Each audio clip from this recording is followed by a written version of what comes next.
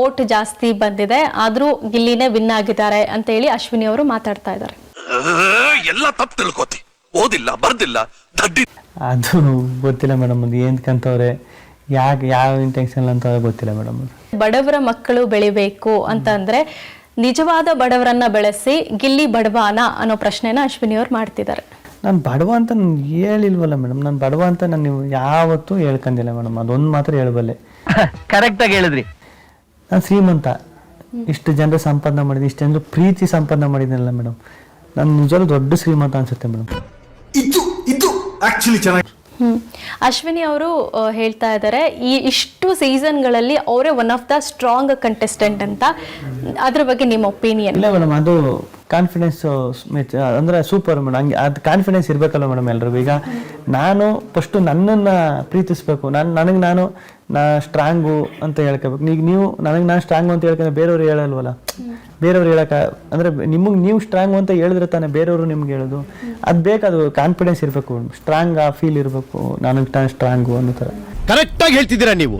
ಈಗ ಈ big boss ಜರ್ನಿಯಲ್ಲಿ ನಾವು ಮಾಳು ಅವ್ರಿಗೆ ಹೊರಗೆ ಬಂದ ಮೇಲೆ ಅವರ ಸ್ಟೇಟ್ಮೆಂಟನ್ನು ಬಿಡೋ ಹಾಗಿಲ್ಲ. ಅವರು ತುಂಬಾನೇ ಜಿದ್ದಕ್ಕೆ ಬಿದ್ದ ಹಾಗೆ ಹೇಳ್ತಾರೆ, ಗಿಲ್ಲಿ ಗೆಲ್ಲೋದಕ್ಕೆ ಸಾಧ್ಯನೇ ಇಲ್ಲ, ನಾನೇ ಗೆಲ್ಲಬೇಕಿತ್ತು, ನಾನೇ ಗೆಲ್ತಿದ್ದೆ, ನನ್ನ ನೀಚೆ ಕಳಿಸ್ಬಿಟ್ರು ಅಂತ. ಇದಕ್ಕೆ ಏನು ಹೇಳ್ತೀರಾ? ಅದೇ ಮೇಡಮ್, ಅವರು ಏನನ್ಸಿತ್ತು ಏನೋ ಗೊತ್ತಿಲ್ಲ. ಅದೇ ಎಲ್ರಿಗೂ ಇರ್ತದಲ್ಲ ಮೇಡಮ್, ಮನೆಯಿಂದ ಬಂದವ್ರಿಗೆಲ್ಲನು ನಾನು ಇರಬೇಕಿತ್ತು, ನಾನು ಗೆಲ್ಲಬೇಕಿತ್ತು, ಅವರೇ ಇದ್ದಾರೆ, ನಾನು ಯಾಕೆ ಇರಬಾರ್ದಾಗಿತ್ತು ಅಂತ ಎಲ್ರಿಗೂ ಇರ್ತದೆ ಮೇಡಮ್. ಬಟ್ ಅವ್ರ ಪಾಯಿಂಟ್ ಆಫ್ ವ್ಯೂ ಅಲ್ಲಿ ಏನಿತ್ತು ಅಂತ ಗೊತ್ತಿಲ್ಲ, ಅದು ಬೇಜಾರು ಎಲ್ರಿಗೂ ಇರ್ತದಲ್ಲ ಮೇಡಮ್. ಮುತ್ತನಂತ ಮಾತಾಡದೆ ಅಳಿಮಯ್ಯ. ಡಾಗ್ ಸತೀಶ್ ಅವರು ಕೂಡ ಗಿಲ್ಲಿ ಗೆಲ್ಲಲ್ಲ ಅನ್ನೋ ರೀತಿ ಎಲ್ಲ ಮಾತಾಡಿದ್ರು. ಅವ್ರು ಏನಂತ ಮಾತಾಡ್ರು ಅಂತಾನೆ ಗೊತ್ತಿಲ್ಲ ಸತ್ಯ. ಅವರು ಡಾಗ್ ಸತೀಶ್ ಅಣ್ಣ ಅವ್ರಿಗೂ ನನಗೂ, ಡಾಗ್ ಸತೀಶ್ ಅಣ್ಣ ನಿಜವಾಗ್ಲೂ ನಾವು ಆ ಟೈಮ್ಗೆ ನಾನು ರೇಗಿಸಿದೆ, ಕಾಲು ಎಳಿತಿದ್ದೆ, ಎಲ್ಲ ಮಾಡ್ತಿದ್ದೆ, ಅವರು ತಮಾಷೆಗೆ ತಗೋತಿದ್ರು, ಎಲ್ಲ ಮಾಡ್ತಿದ್ರು. ಸರಿ, ಕೊನೆ ದಿನ ಮಿಡ್ ವೀಕ್ ಎಲಿಮಿನೇಷನ್ ಅಂತ ಬರ್ತದೆ, ಅವಾಗಲೂ ಅವ್ರು ನನ್ನ ಎಲಿಮಿನೇಷನ್ ಇದು ಮಾಡಲ್ಲ, ನಾಮಿನೇಷನ್ ಮಾಡಲ್ಲ. ನಾನು ಆ ಬೋರ್ಡ್ ಎಲ್ಲ ತಂದು ಭಾಗ ಹೇಳ್ತಾರೆ, ಎಲ್ಲ ಮಾಡ್ತಾರೆ, ನಾನು ರಕ್ಷಿತ ಇಬ್ರು ಮಾಡಲ್ಲ ಅಷ್ಟೇ. ಅದೇನು ಹಂಗೆ ಆಯಿತು ಅಂತ ಗೊತ್ತಾಯ್ತಿಲ್ಲ. ಅಣ್ಣ ನನ್ಗೆ ಹುಚ್ಚಿಡ್ದಿದ್ಯಾ ಅಣ್ಣ? ಈಗ ಬಿಗ್ ಬಾಸ್ ಮನೆಯಲ್ಲಿ ಒಂದಷ್ಟು ಜನ ನಿಮ್ ಸಪೋರ್ಟಿವ್ ಆಗಿದ್ದಾರೆ, ಒಂದಷ್ಟು ಜನ ಹೀಗೆ ಹೊರಗಡೆ ಬಂದ ಮೇಲೂ ಜಿದ್ದು ಸಾಧಿಸ್ತಾ ಇದ್ದಾರೆ.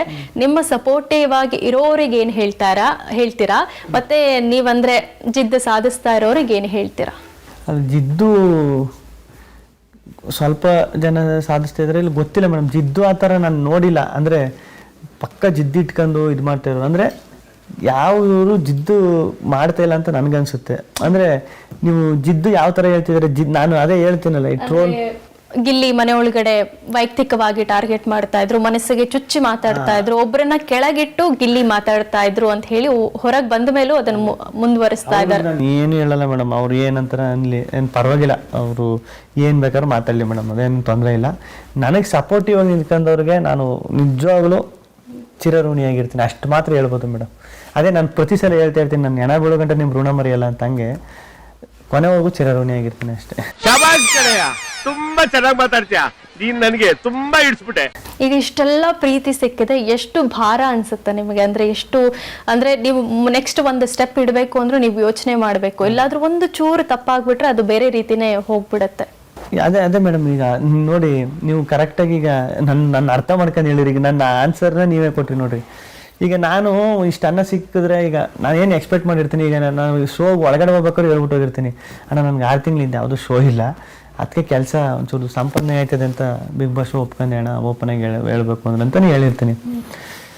ನಾನೇನು ಇಷ್ಟು ಅನ್ನ, ಒಂದು ವೈಟ್ ರೈಸು, 1-2 ಥರ ಪಲ್ಯ, ಸಾಂಬಾರು, ಮಜ್ಜಿಗೆ ಸಿಕ್ಬಿಟ್ರು ಸಾಕು, ಹೊರಗಡೆ ಬರೋಷ್ಟೊತ್ತಿಗೆ ಇಲ್ಲಿಂದ ಇಷ್ಟು ತಗೋದ್ರು ಸಾಕು ಅಂತ. ಇಷ್ಟೊಂದು ದೊಡ್ಡ ಟೇಬಲ್ ಮಾಡ್ಬಿಟ್ಟು ನಿಂಗೆ ಮೃಷ್ಟಾನ್ನ ಭೋಜನ ಕೊಟ್ಬಿಟ್ರೆ, ಅಂದರೆ ಅಷ್ಟು ಪ್ರೀತಿ ಕೊಟ್ಬಿಟ್ರೆ, ಹೆಂಗೆ ಅದನ್ನ ನೋಡ್ಕೊಂಡೇ ಕೂತ್ಕೋಬೇಕಾಯ್ತದೆ ನೀವು, ಅದು ನೋಡ್ಕೊಂಡೇ ಇರ್ಬೇಕಾಯ್ತದೆ. ಅಯ್ಯೋ ಇಷ್ಟು ನಿಜನಾ ಅಂತ ಹಂಗಾಗ್ಬಿಟ್ಟಿದೆ. ಈಗ ನಾನು ಅದೇ ಯಾವಾಗಲೂ ಹೇಳ್ತಾ ಇರೋದು ಅದೇ, ಇದು ಹೆಂಗೆ ಬ್ಯಾಲೆನ್ಸ್ ಮಾಡೋದು ಹೆಂಗೆ ನನಗೆ ಅಷ್ಟು ಇದು ಗೊತ್ತಿಲ್ವ ಮೇಡಮ್. ಅಷ್ಟೊಂದು ಪ್ರೀತಿ ಸಿಕ್ಬಿಟ್ಟಾಗ ಇದು ಹೆಂಗೆ ಉಳಿಸ್ಕೊಳ್ಳೋದು, ಏನು ಮಾಡೋದು, ಎಲ್ಲರೂ ತಪ್ಪಾಗ್ಬಿಟ್ಟೋದು, ಎಲ್ಲರೂ ತಪ್ಪೇ ಜೈಕ್ಬಿಟ್ಟನೋ, ಏನಾಗ್ಬಿಟ್ಟದು ಅಂತ ಅದು ಕಾಡ್ತಾನೆ ಇರ್ತದೆ. ಇದನ್ನೇ ಜನ ನೋಡ್ತಾ ಇರೋದು. ಈಗ ನೀವು ಬಿಗ್ ಬಾಸ್ ಅಲ್ಲಿ ಆಟ ಆಡ್ಬೇಕಾದ್ರೆ ನೀವು ಬಳಸ್ತಾ ಇದ್ದಂತಹ ಕನ್ನಡ ಭಾಷೆ ಅಂದ್ರೆ ನೀವು ಸಾಂಗ್ಗಳು ಹೇಳ್ತಾ ಇದ್ರಿ, ಈಚೆಗಡೆ ನಿಮಗೆ ಗೊತ್ತಿಲ್ಲ ಅನ್ಸುತ್ತೆ, ಆಲ್ಮೋಸ್ಟ್ ಒಂದು 25 ಸಾಂಗ್ಗಳಾಗಿದ್ದಾವೆ ನಿಮ್ಮದು ಬೇರೆ ಭಾಷೆಯಲ್ಲೂ ಕೂಡ. ಅಂದ್ರೆ ನಾನು ನೋಡ್ತಾ ಇದ್ದೆ, ತೆಲುಗಿನ ಒಂದು ವ್ಯಕ್ತಿ, ತೆಲುಗಿನ ಅಲ್ಲಿನ ಆಡಿಯನ್ಸ್ ಕೂಡ ನಮ್ಮ ಗಿಲ್ಲಿ ಇದ್ದಾರೆ, ಗಿಲ್ಲಿನ ಗೆಲ್ಸಿ ಅಂತ ಹೇಳಿ ಹೊರ ರಾಜ್ಯದವರು ಕೂಡ ನಿಮ್ ಸಪೋರ್ಟಿಗೆ ನಿಂತಿದ್ರು. ಇದು ಹೇಗೆ ಅಂತ? ಈಗ ಭಾಷೆ ಗೊತ್ತಿಲ್ಲದೆ ಇರೋರು ಕೂಡ ನಿಮಗೆ ಸಪೋರ್ಟ್ ಮಾಡ್ತಾ ಇದ್ದಾರೆ. ಅದೇ ಮೇಡಮ್ ಸತ್ಯವಾದ ಗೊತ್ತಾಯ್ತಲ್ಲ. ಅಯ್ಯೋ ಅದು ಬೇರೆ ಭಾಷೆಯವ್ರು ನೋಡ್ಬಿಟ್ಟು ಹೇಳ್ತಾರೆ ಅದು ಹೆಂಗೆ, ಅದು ನನ್ನ ಕನ್ನಡನೂ ಅಷ್ಟು, ಅಂದರೆ ನಾನು ಇಂಗ್ಲೀಷು ಕನ್ನಡ ಶಾ ಸಾ ಇದು ಈ ಥರದ್ದು ನಾವು ಅಲ್ಲಿ ಊರಲ್ಲೆಲ್ಲ ಹಂಗೆ ಅಲ್ವ ಇರೋದು. ಆಮೇಲೆ ಇಂಗ್ಲೀಷು ಅಷ್ಟೇ, ಅಷ್ಟು ಇರಲ್ಲ. ಅಷ್ಟನ್ನೆಲ್ಲ ಅದು ಹೆಂಗೆ ತಕ್ಕಂಡು ಅದು ಬೇರೆ ಭಾಷೆಯವರು ನೋಡಿ ಇಷ್ಟಪಟ್ಟು ಅವರು ಸೋಷಿಯಲ್ ಮೀಡಿಯಾದಲ್ಲೆಲ್ಲ ಹಾಕಿ ಅದು ಹೆಂಗೆ ಹೇಳ್ಬೇಕು ಅಂತ ಅಷ್ಟೇ. ಇಲ್ಲೇನ್ ಬರುತ್ತೋ ಅದು ನಾನು ಇಲ್ಲಿಂದ ಡೈರೆಕ್ಟ್ ಆಗಿ ಹೇಳ್ತಾ ಇದ್ರಿ ಮಕ್ಳಿಗೆ ನಾನು ಹೆಂಗ್ ಇಷ್ಟ ಆದ ಗೊತ್ತಿಲ್ಲ ಬಂದು ನೋಡ್ತೀನಿ ಅಂತ. ಮಕ್ಳಿಗೆ ಯಾಕೆ ಇಷ್ಟ ಆದ್ರಿ ಅಂದ್ರೆ ನೀವು ಹಾಡ್ತಾ ಇದ್ದಂತಹ ಹಾಡುಗಳು ದೊಡ್ಡವ ದೋಸೆ ಕೊಡು ಈ ತರದ್ದು, ಮತ್ತೆ ನೀವು ಪಂಚ್ ಡೈಲಾಗ್ಗಳು ಹೊಡಿತಿದ್ರಲ್ಲ, ಅದು ಮಕ್ಳಿಗೆ ತುಂಬಾ ಇಷ್ಟ ಆಗ್ತಾ ಇತ್ತು. ಮಕ್ಳು ಅದನ್ನ ಪ್ರಾಕ್ಟೀಸ್ ಮಾಡಿ ಆಡ್ತಾ ಇದ್ರು. ಅದಕ್ಕೋಸ್ಕರ ಮಕ್ಳಿಗೂ ಗಿಲ್ಲಿ ಅಂದ್ರೆ ತುಂಬಾ ಇಷ್ಟ. ನನಗೂ ಲಾಸ್ಟ್ ಅದು ಸ್ಟೇಜ್ ಮೇಲೆ ಗೊತ್ತಾಗಿಲ್ಲ. ಲಾಸ್ಟ್ ಅಲ್ಲಿ ಸುದೀಪಣ್ಣ ಅದೇ ಗಿಚ್ಚಿ ಗಿಲಿ ಜೂನಿಯರ್ಸ್ ಹುಡುಗರೆಲ್ಲ ಬಂದಾಗ ಗಿಲ್ಲಿ ಯಾವ್ದು ಸಾಂಗ್ ಆಡ್ತೀನಿ ಅಂತ ಆಡಿದಾಗ ಓ ಪರವಾಗಿಲ್ಲ ಅಂದ್ರೆ ಮುಂಚೆನೆ ಇವ್ರು ಬಂದಿದ್ರು ಗೊತ್ತಾ ಫ್ಯಾಮಿಲಿ ರೌಂಡಲ್ಲಿ. ಅವಾಗ ಅಶ್ವಿನಿ ಮೇಡಮ್ ಅವರ ಅಮ್ಮ ಹೇಳಿರ್ತಾರೆ, ನೀನು ದೊಡ್ಡ ದಾಸೆ ಕೊಡೋ ಸಾಂಗ ನಾನು ನೀರು ಕುಡಿತಾ ಇದ್ದೆ ಸಾಂಗ್ ನೆನೆಸ್ಕೊಂಡು ಮೂಗಲೆಲ್ಲ ನೀರು ಬಂದ್ಬಿಡ್ತು, ನಾನು ಬಿದ್ದು ನಗ್ತಾ ಇರ್ತೀನಿ ಅಂತ.